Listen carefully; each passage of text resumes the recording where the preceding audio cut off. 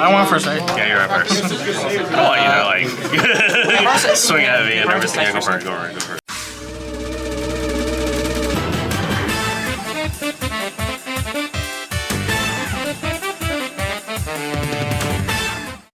Hey everyone, this is Carbonite, and today we're going to be taking a look at yet another new deck that was released in Set 7. Of course, that being Artesaria, being piloted on the right there.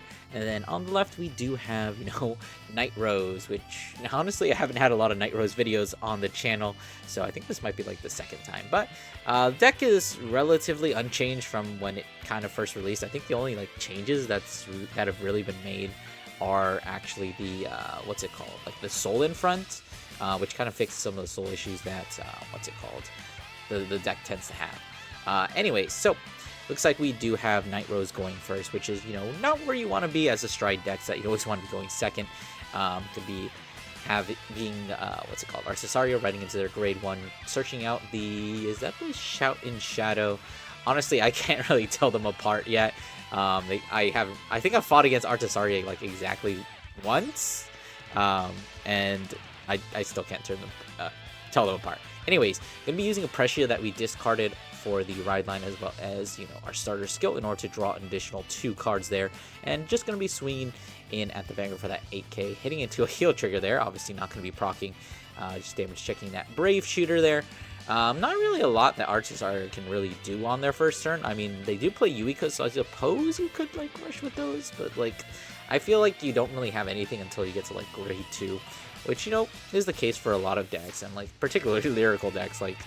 Are lyrical decks at all known for rushing in any sense? I can't think of a single lyrical deck that can actually effectively rush. Maybe Michu, because they call down the Nonoko, but outside of that, it's whatever.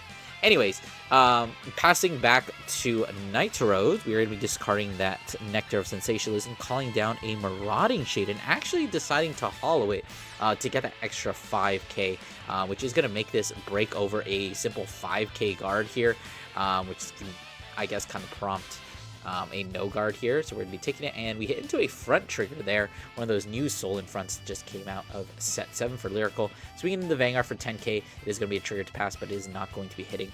And of course, that Marauding Shade is going to be retired. Honestly, kind of an interesting play. I don't think I realistically see Nightrose players do that too often, because you're basically just throwing a card away.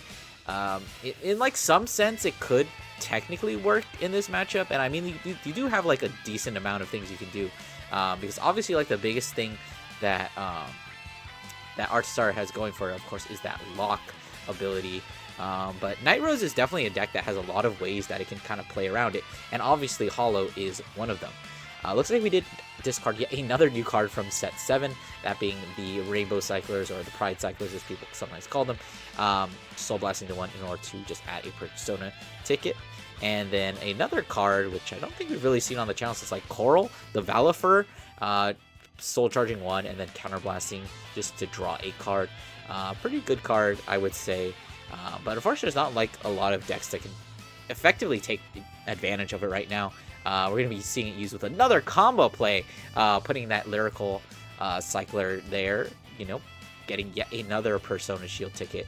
So filling out our front row, as well as filling up our hand with defensive value cards. Swinging in the Valifer for 10, gonna be taking that, not hitting into a defensive, so it looks like we're gonna swing this rear guard next up. Let's see, what are we gonna do here? I think you do guard this, yeah.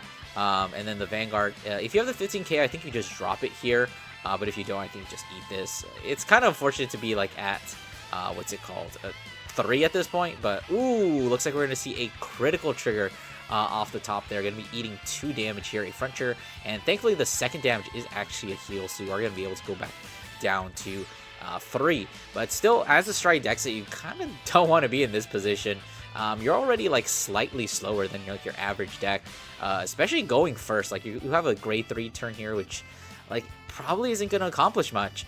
And actually going first does mean that they have access to the Megalomania, as we do check the top 7. So actually a really good check off that top 7.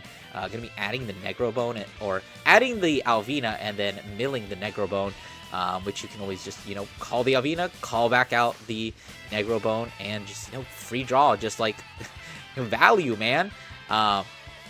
But yeah, so we do obviously have to deploy our ranks here. Honestly, like a not half bad thing would be to like actually call something that that actually, of course, going to be drawing off the Larg there.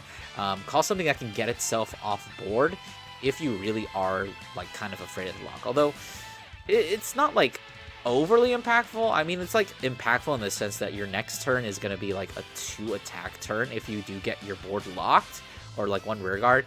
But like it's not uncommon. Like the first strike turn for Nightrose tends to be your setup. You're going into your what's his name, the ghosty guy, Obadiah, and you're basically just setting up for next turn when you just like spam Nightrose for the rest of the game. Looks like we're going to be calling out the set order package here, using its skill 2 Soul Blast 1, and then put, of course, that sweet flowering fields into the order zone. So now he'll be able to, recycle PGs, just throw them down, and, do funny hostage things, I suppose. But, of course, like I said, that's a rear guard that is very, very vulnerable to being locked. It can't get itself off board before the battle phase. Going to be calling the Avina and calling out the Negro Bone behind the Vanguard. So we got some pretty good columns here. We got the 20k from the rear guard, and then the 21k there from the Vanguard, as well as, stacking a draw onto it. So it looks like we're just going to be taking this Vanguard, hitting into a heal trigger, which is pretty big. This is going to make all that damage that we took during that last turn kind of moot, as we're just healing down. Dealing the 1 damage there, swing this other column for a very nice 30. Ooh, looks like we forgot to use the Negro Bone there. Just kind of unfortunate, drawing cards is always good. Like, I don't know what to tell you. Maybe they thought it was like a GB1 skill, but like honestly, the good thing about Negro Bone is that it is not locked behind GB. So guarding with 2 15Ks there for 40k, 5k over, but it's fine. Like there might have been a world where you like throw down the Blitz order and then the front, but I guess maybe we're like saving it because I don't remember the condition on the Persona ticket. Is it 15k if your opponent has a G zone or if they have a face-up card in the G zone? I honestly don't remember. But specifically in this matchup, those Pride Cyclers are going to be putting in an extra 5k shield. And looks like we're going to go ahead and do just what I was talking about, putting in the Megalomania, locking that basically 10k intercept there. Thinking about swing, I guess we don't really have too much else to attack with. But so we're going to go ahead and swing in the Pride Cycler. Another good benefit of them is that they are 15k attackers. So like after you call them, they actually do something. So it looks like we're going to opt to not go for the 4 attacks for this first turn. Instead, just calling a booster for that Valifer, so it's actually able to hit the Vanguard, as we're just going to swing in for 13. Honestly, one of the kind of weaknesses of Artesaria is a lot of the time your first Vanguard swing tends to be kind of pathetic unless you go for the Shout in Shadow and like put it behind the Vanguard, because otherwise you're just swinging for 13, and a lot of times you can just like throw it down to 15 and get a block there. We are actually going to see the crit being flipped over on that 2 to pass. We put all the effects onto the Vanguard, but unfortunately we didn't break, so this last attack is just going to swing for 25. Was that a good play? I think it was fine, because if you had managed to break there, that would have been a pretty big swing in tempo. Obviously, when you're going into a strike deck set matchup, you kind of do want to finish the game as quickly as possible, because like obviously the longer the game goes on, the harder they're going to scale, and like literally everything will become like massive, and you probably won't be able to guard anything. But looks like we're using Stride skill there, calling back the Marauding Shade, hollowing it, and giving another... I honestly don't know how many cards we have in drop zone. Not sure if he's at the plus 10k. I guess we'll figure it out later. But anyways, go ahead and using that Obadiah there, putting in the Necrobone, bidding it into the drop zone. And then, of course, we do have to decide what we are going to call. Not sure if there's anything good. Honestly, I think in this situation, yeah, he's calling back the Necrobone. So I think we're kind of just like paying from last turn. Oh, so it looks like the Necrobone actually is getting a plus 10k. So I think we do have the 10 cards in drop. Yeah.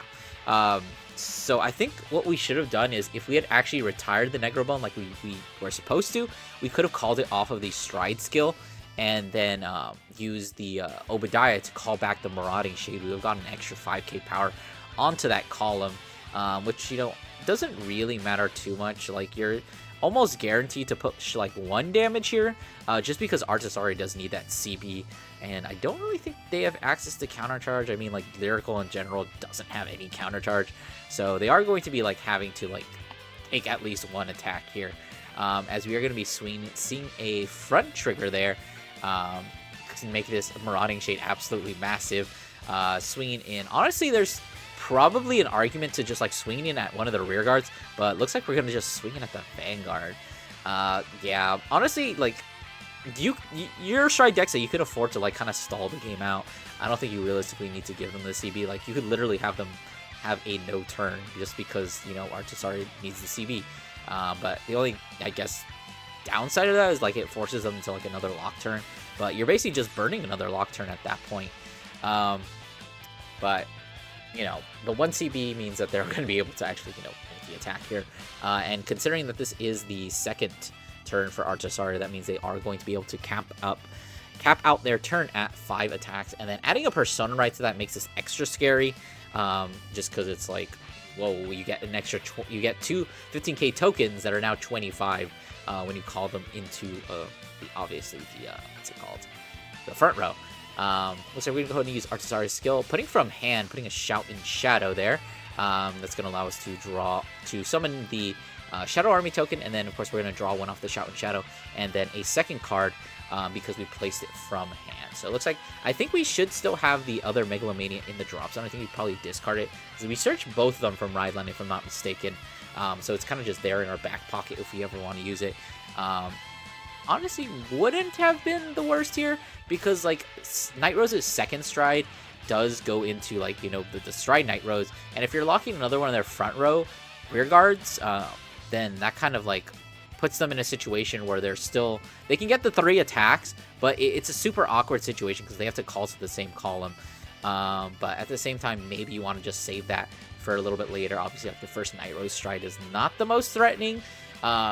It's like the second or third Nightrose stride that like will actually get you, assuming the game goes that long. So in this first one, the Valifer now getting the 5k, thanks to having the Artesaria in the soul. So pretty big 40k column there. And now that we do have the booster here, that Artesaria is going to be getting pretty big, up to that 43, giving the whole front row another 5k there now that we have the 2 sounds in the order zone. And looks like we're actually once again going to be tempering our attacks, just going for the 4 attacks here, calling it an entire column. Honestly, it definitely makes sense. At this point in the game, you're kind of just wanting to push damage so that like during your next turn, you'll actually be able to like finish them off with like 5 attacks that are all going to be massive, assuming you Persona Ride, and you just need one of them to go through. So kind of just like forcing in that last point of damage there, the 5th damage, or like, you know, maybe even finishing them off this turn, depending on like how many PGs and how much their guard value actually is definitely not bad. We have the Yuika here, unfortunately just an 8k booster, which is kind of funny. But like the Yuika actually is pretty cool in this deck, since like you can, even if you don't like clear the column in front of it, you can always just call a Shadow Army token in front of it, and Yuika just gets the plus 5k. It's actually really neat what you can do there. But let's see, we're going to be intercepting with the Marauding Shade, and using the Flower Guard in there to put in the Flower Boy, giving him the extra 5k shield, and then guarding with the last 5k, a Brave Shooter, which is actually very nice. Lets you filter the deck. Swinging in this other column for 45, being a really big column, is going to be pushing that last, or that 5th damage there. I think it's a defensive crit, which, you know, is always nice to see sometimes, because like, okay, that's 1 less crit they have in back. So now here is where you do have to, you know, I guess worry a little bit, because this is a potential kill turn. Artesaria is at 3, but if we look at that hand, there's probably not that big of a danger of, you know, dying this turn. But at this point, if you're Artesaria, you're kind of just having to consider how much damage you actually want to be taking here. Obviously, you need the 1 CB. Not sure if you really want anything else. We haven't seen any of the support cards, like the one that, like, when it gets bounced, you CB1 draw a card. I'm not sure if we're running it or if we just haven't seen it. But, you know, that is a consideration. Although, at this point, you're probably just going to... hopefully you have Persona Ride, which, like, isn't that big of a hand. You should. Like, hopefully you have Persona Ride, and you're just going to throw down your most powerful units to try and clean things up. during this next turn after you survive this stride turn. But looks like we're going to be using Negro Lazy, calling it out off of the stride skill and then using its skill to call a Marauding Shade, I believe, or was it the Negro Bone? It called something. You guys saw it. I don't have to tell you everything, right? But anyways, calling down another, I think that's a Marauding Shade there, or a Night Storm. I can't really tell thanks to the glare, but I'm sure we'll see it once like the card moves. Swinging this first Negro Bone, or Negro Lazy. Ugh, why do they have such similar names? But swinging this Negro Lazy there, going to be blocked. That's actually a pretty weak attack. It's like 20, 30? Yeah, and then swinging unboosted here, which I guess is kind of is certainly valid. As we decide to go ahead and take that one, makes a lot of sense. That's probably like one of the easiest ones you can take. I mean, like in this situation, you would prefer to take the first one since they are both 30k. But obviously, you didn't know that your opponent wasn't going to boost, so like it's fine. As we're going to be swinging and calling out the Night Storm and the Marauding Shade, which I think we kind of flipped how we would want to do it. I think you always put the Marauding Shade back like in front of the booster because you hit a better number. Because like a grade 1 boosting a grade 3 is like, well, okay, like that doesn't make magic numbers. You would have been better off putting the Marauding Shade there. But gonna be swinging a decent number here. The Nightrose, what is that, 46, I think? Throwing down the Overtrigger there, that's going to make it a 3 to pass with that defensive. We see another heal. Ooh, that's one of the worst things. You definitely don't want to see that because you're kind of hoping to kill during that last turn or during your next turn. Healing down to 4 is just like kind of unfortunate. Is that the third heal we've seen so far? And then Glarv, definitely something you like to see a little bit, just because, you know, that's non-shield, unless you're playing Magnolia, which is base, you should play Magnolia. Anyway, swing this Marauding Shade for a pretty fat 50k here. There's an argument to taking this, just because it's a really big attack. Well, I think the other one is very similar. But it looks like we're going to go ahead and throw down the 15k shield, another 15k that is going to make 53, as we're going to swing this only out for 51. It's going to call down like 2 15ks. Personally, in this situation, I think I guess they only have like one more heal. I was going to say you can play around the heal. If you just go to 5, you deny their 5th damage heal. But like at the same time, I don't know. It's going to be harder to kill from 4 here. Unless you get like pretty lucky.